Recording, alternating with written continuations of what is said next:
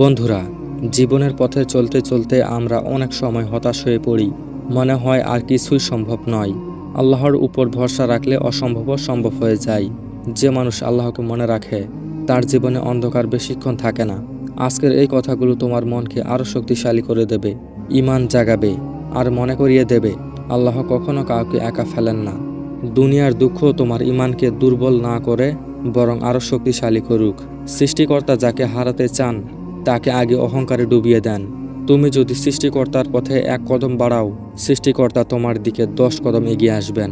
প্রার্থনা, দোয়া এটি তোমাকে সব সময় করতে হবে। এটা তোমার আত্মার শান্তি। মানুষ তোমায় ভুলে যেতে পারে, কিন্তু সৃষ্টিকর্তা কখনো তোমাকে ভুলবেন না। যখন কেউ তোমায় অন্যায় করে তখন চুপ থাকায় এক প্রকার ইবাদত। দোয়া প্রার্থনা কখনো ব্যর্থ হয় না, কখনো সাথে সাথে, কখনো পরে, আর কখনো উত্তম কিছু দিয়ে সৃষ্টিকর্তা তা কবুল করেন। তোমার চোখে অশ্রু মানে তোমার অন্তরের পরিশুদ্ধতা। সাফল্য তখনই আসে যখন তুমি আল্লাহর উপর ভরসা রাখো।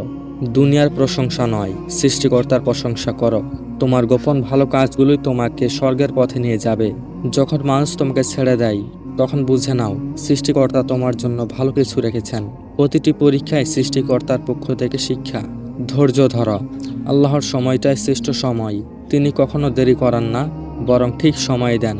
ভালো কাজ ছোট হলেও অবহেলা করো না, কারণ সৃষ্টিকর্তার কাছে প্রতিটি কাজের মূল্য আছে। যখন অন্যরা তোমাকে নিচে নামাতে চায় তখন সৃষ্টিকর্তা তোমাকে উপরে তোলার প্রস্তুতি নিচ্ছে। দুনিয়া ক্ষণস্থায়ী, কিন্তু তোমার আমল চিরস্থায়ী। প্রতিদিন সকালে মনে রেখো আজও সৃষ্টিকর্তা তোমাকে নতুন সুযোগ দিয়েছেন। যে সৃষ্টিকর্তার জন্য কাঁদে সে কখনো ব্যর্থ হয় না। অন্যের কষ্টে পাশে দাঁড়ানোই প্রকৃত মানুষের কাজ। পাপের জীবন থেকে ফিরে আসা লজ্জার নয়, বরং তা সবচেয়ে সাহসীর সিদ্ধান্ত। সৃষ্টিকর্তার দয়া এত বিশাল যে তোমার প্রতিটি অনুশোচনার অশ্রুও তিনি গণনা করেন।